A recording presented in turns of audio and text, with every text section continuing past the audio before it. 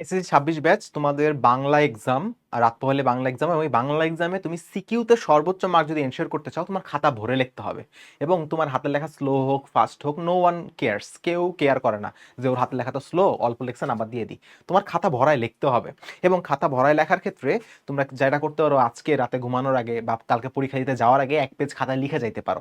এটা আমি সবসময় করছি, যেগুলোতে আমার অনেক বেশি লিখতে হইতো সেগুলোতে আমি এই এক্সাম দিতে যাওয়ার আগে এক পেজ লিখে যাইতাম, এতে আমার হাত চালু হইতো, পরীক্ষায় দ্রুত ক্যাচ করা যেত জিনিসগুলো, ঠিক আছে। আর বাইরে তোমরা তো অনেক জায়গায় মডেল টেস্ট দিচ্ছ, এগুলো তোমরা লেখছোই। তো ভিডিওটায় আমি কয়েকটা টিপস দিব, এগুলা খুবই শর্টে বলবো, একটু মনোযোগ দিয়ে শুইনো। আর তোমার যেসব বন্ধু বান্ধব আছে, আত্মীয় স্বজন, পাড়ার প্রতিবেশী, ভাই ব্রাদার, তাদের ইনবক্সে দিয়ে রাখতে পারো, তারাও যেন দেখে, তারাও যেন একটা ভালো এক্সাম দেয়। দেখো সিকিউ এর ক্ষেত্রে তোমার খাতা ভরে যদি লিখতে হয়, সিকিউ অ্যান্সার তুমি কোন পেজে কিভাবে লিখবে আমি তোমাকে বলে দিই, মানে কিভাবে অ্যান্সার করলে তুমি অল্প লেখেও তোমার টিচারের কাছে মনে হবে তুমি অনেক কিছু লিখছো। দেখো প্রথমে যদি একটা সৃজনশীল তুমি শুরু করো, এটা হচ্ছে ফার্স্ট পেজ, ঠিক আছে। কখনোই তুমি ভাঙা পেজ থেকে সৃজনশীল লেখা শুরু করবা না।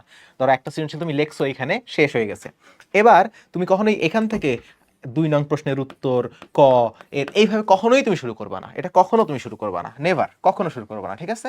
তুমি সবসময় একটা ফ্রেশ পেজ থেকে লেখা শুরু করবা। সরকারি খাতা ভাই, এখানে কিপটামি করে লাভ নেই, একদম ফ্রেশ পেজ থেকে শুরু করবা, যে এত নং প্রশ্নের উত্তর, নিচে দাগ টাগ টাইম নষ্ট করার কোনো দরকার নেই, জাস্ট নর্মাল অন্য একটা পেন্সিল দিয়ে বা নীল কালার দিয়ে জাস্ট একটা দাগ দিলেই হয়ে গেছে, ঠিক আছে। আচ্ছা, এবার লিখবা ক নাম্বার, একদম মাঝখানে লিখতে পারো, সাইডে লিখতে পারো, কোনো সমস্যা নেই। আচ্ছা, আমি সবসময় মাঝখানে লিখতাম, কারণ ক নাম্বার এভাবে লিখলে একটা লাইন শেষ হয়ে যাইতো, জায়গা বেশি খাওয়া যাইতো, এই জন্য আমি এভাবে লিখতাম। এরপরে তুমি এক লাইনের মধ্যে ক নাম্বারটা বা 2 লাইনে লিখে ফেললা ক নাম্বারের উত্তর, ঠিক আছে।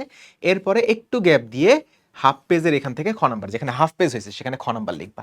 তারপরে তোমাদের 2টা প্যারা লিখতে, তোমরা তো জানো বাংলা তো শেখানোর দরকার নেই, প্রথমে ছোট করে উত্তর, এরপরে উত্তরটার ব্যাখ্যা।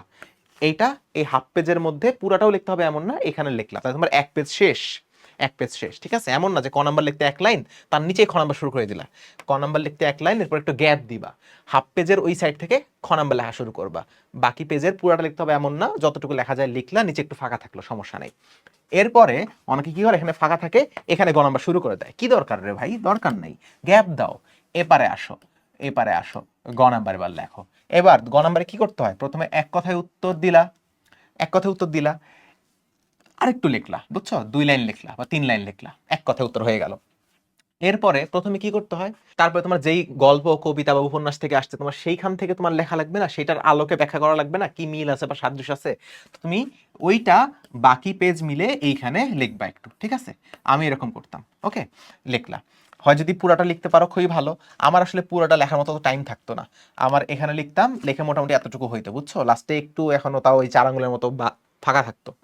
এরপরে আমি পরের প্যারাটা শুরু করতাম, যেখানে কি করতে হয়, যেখানে উদ্দীপকের আলোক ব্যাখ্যা করা লাগে, সো উদ্দীপকের ওই জিনিসগুলা, ওখানে তো মেইনলি উদ্দীপকটাই তোমরা উঠায় দাও, সো ওই জিনিসটা তুমি লিখলা, লিখে এতটুকু আসলো, ঠিক আছে। এবার অনেকে ঘ নাম্বারটা এখানে শুরু করে, ঘ নাম্বারটা এখানে শুরু করে, অনেকে বলে ঘ নাম্বারটা আবার নতুন পেজ থেকে শুরু করতে। আমি সাজেস্ট করি, তোমার যে ঘ নাম্বারটা তুমি এইখানে শুরু করো, হ্যাঁ। অনেকে বলে ঘ নাম্বারটা নতুন পেজে শুরু করো, দরকার নেই, ঘ নাম্বারটা এখানে শুরু করো, কেন বলতেছি। তারপরে তুমি এখানে লিখলা, এক কথায় লিখলা উত্তরটা। এরপরে উদ্দীপকের জিনিসটা, সরি, যে যেই গল্প কবিতা থেকে আসছে সেই জিনিসের এখানে ব্যাখ্যা করতেছো, করলা করলা করলা, মোটামুটি এতটুকু করলা। এরপরে কি, এরপরে উদ্দীপকের জিনিসটা তুমি আবার নতুন করে নিজের ভাষায় লিখতেছো, তাই না, কোথায় কোথায় মিল আছে সাদৃশ্য আছে লিখলা।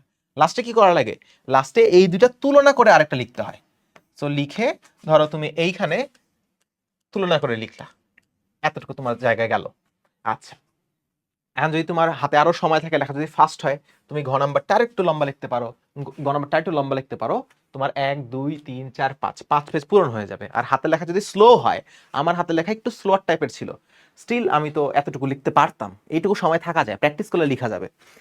এখন আমি তোমাকে কেন এখান থেকে শুরু করতে বলছি ঘ নাম্বার, তুমি যদি ঘ নাম্বার এখান থেকে শুরু করতা, এই এক পেজ, এই এক পেজ, টিচার দেখতে এক পেজ এক পেজ ঘ নাম্বার, যদি তুমি এখান থেকে শুরু করো, টিচার দেখবে এক পেজ, এই এক পেজ, এই এক পেজ, তো তোমার কাছে মনে হবে তুমি অনেক বেশি লেখছো, টিচারের কাছে মনে হবে তুমি অনেক বেশি লেখছো, বুঝছো। তো এই জন্য এইভাবে লিখলে তোমার কাছে কম লিখেও তোমার একটা ভালো নাম্বার পাওয়ার টেন্ডেন্সিটা তৈরি হবে। তো এইভাবে তুমি অ্যান্সারটা করবা, ঠিক আছে? এভাবে অ্যান্সারটা কইরো, দেখবা আমি এইভাবে তোমার এসএসসিতে, যদি আমি রাজশাহী বোর্ডে ছিলাম, রাজশাহী বোর্ডে এমনি মার্ক একটু বেশি দেয়, স্টিল আমি বাংলায় 193 পেয়েছিলাম 200-র মধ্যে, ঠিক আছে, বাংলায়। সো আমি এই প্রসেসে লিখতাম, তোমরা এইভাবে লেখো, তোমরা যে বোর্ডেরই হও অনেক ভালো একটা মার্ক তোমরা উঠাইতে পারবা, অবশ্যই যদি সঠিক উত্তর দাও। এখন ভুজুং বাজুং লিখলে তার নাম্বার দিবে না, ঠিক আছে? আচ্ছা, এবং সবচেয়ে বাংলা সৃজনশীলের সবচেয়ে নাম্বার বেশি উঠানোর টিক্স যেটা, যে কোনো সৃজনশীল ছাড়ে আসবা না, সব অ্যান্সার করে আসবা।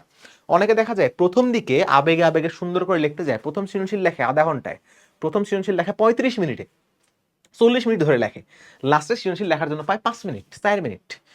তো তখন দেখা যায় যে অনেক সৃজনশীলে অনেকে অ্যান্সার করতে পারে না, ঘ নাম্বার গ ঘ ছাড়ে আসে। ভাই তুমি যদি গ ঘয় কিছু না লিখে একটু কিছুও লেখো, তাও তো 1-2 করে পাবা। কিন্তু তুমি যদি কিছুই না লেখো, তুমি তো কিছু কোনো মার্কই পাবা না তুমি, বুঝছো না? এখন দেখো, যখন তোমার হাতের মধ্যে আছে কতক্ষণ, তোমার হাতের মধ্যে ধরো আছে 10 মিনিট, আমি সবসময় বলি এমন ভাবে লিখবা প্রথম সৃজনশীল 20-25 মিনিটে শেষ করে ফেলবা, এরপরে বাকি সৃজনশীলগুলো টাইম ধরে ধরে করে বা, এমন না প্রথমটা অনেক সময় দিছো পরেরটায় সময় পাচ্ছ না, এমন না। তাও হতভাগা তোমরা থাকবাই, তোমরা অনেকেই থাকবা যারা তাও লাস্টে যায় দেখবে একটা সৃজনশীল আছে লেখার জন্য সময় 10 থেকে 15 মিনিট।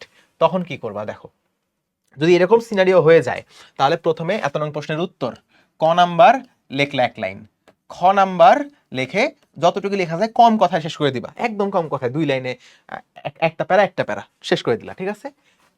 গ নাম্বার এখানে শুরু, গ নাম্বার এখানে শুরু, এবং গ নাম্বার এখানে শুরু করার পর লেখলা 1 লাইন, এরপর তোমার যে গল্প থেকে, যেই গল্প থেকে প্রশ্নটা আসছে সেখান থেকে ব্যাখ্যা 2-3 লাইন, এরপরে তোমার ওই সাদৃশ্য যেটা উদ্দীপকের সাথে ওইটা লিখলা, শেষ। এবার ঘ নাম্বারে আসো, ঘ নাম্বারে এসে 1 লাইনে ব্যাখ্যা, তোমার যে গল্প উপন্যাস কবিতা থেকে আসছে সেখান থেকে 2-3 লাইন, তোমার উদ্দীপকটা একটু সামারি করে দিবা 2-3 লাইনে, এরপর এখানে কিছু আর লিখবা না, পরের পেজে যায় আর কয়েক লাইন লিখবা, দুইটা সাদৃশ্য বৈসাদৃশ্য লিখে দিলা। তাহলেও তুমি এইখানেও, তুমি এইখানেও যদি এভাবেও লেখো, তাও তোমার এখানে 5-6 পাওয়ার টেন্ডেন্সি থাকবে। এখানে পাবা 1, এখানে যদি 1 দেয়, এখানে 3-এর মধ্যে ধরো 2 দিল, এখানে ধরো তোমাকে 2 দিল, ঠিক আছে? তাও 2 2 4 5 6, তুমি 5-6 তুমি পায়ে যাবা, স্টিল 10 মিনিট লিখে তুমি 5-6 মিনিট পায়ে যাবা, 5-6 মিনিট পায়ে যাবা, ঠিক আছে? তো এটা হলো একদম লাস্ট, যদি আসলে মেস আপ করে ফেলো তখন এটা করবা। আর কোনো সৃজনশীল ছাড়া যাবে না, টাইম মেনটেন করে লিখবা, বেশি কাটাকাটি একটু কম করো, কাটাকাটি একটু কম রাখা যায়, যদি ভুল হয়ে যায়, একটা জিনিস লিখতে ভুল হয়ে গেছে, এক টানে কাইটো ঘিজি ঘিজি ঘিজি ঘিজি করার দরকার নেই, ঠিক আছে? এমসিকিউটা একটু কনফিডেন্সের সাথে দিও, যদিও বাংলা এমসিকিউ অনেক টাফ, স্টিল অনেক ভালো করবা। তোমার জন্য শুভকামনা থাকলো, ভিডিওটা তোমার বন্ধু বান্ধবকে দিয়ে রাখতে পারো। আর একটা জিনিস আমি বলে দেই, তোমাদের ফিজিক্স এক্সামের আগে আমি কিন্তু সবগুলো চ্যাপ্টারের উপর তোমাদের কিছু কম্প্যাক্ট ক্লাস দিব, মানে একটা চ্যাপ্টার তোমার রিভিশন দিতে 30 মিনিট 35 মিনিট 40 মিনিট 1 ঘন্টা ম্যাক্সিমাম তোমার লাগবে, ঠিক আছে? এবং আমি একটু আগে তোমার একটা শুট করলাম, এটা হচ্ছে গতি অধ্যায়টা, বুঝছো? অনেকগুলো সৃজনশীল আমি করাইছি, বাট এটা 1 ঘন্টার মধ্যে আমি কভার করাইছি। তো বাংলা এক্সামটা ভালো মতো দাও, অন্যান্য সকল এক্সামে তোমাকে আমি সাপোর্ট দিব, পাশাপাশি ফিজিক্স এক্সামে তোমাকে অবশ্যই সাপোর্ট দিব, চেষ্টা থাকবে কেমিস্ট্রি হায়ার ম্যাথ সবগুলো এক্সামে তোমাকে যতটুকু সাপোর্ট দেওয়া যায় দেওয়ার। আল্লাহ হাফেজ, good night, tata. Good night না, তুমি কখন ভিডিও দেখবো আমি তো জানি না, যখনই দাও ভালো করে এক্সাম দিও।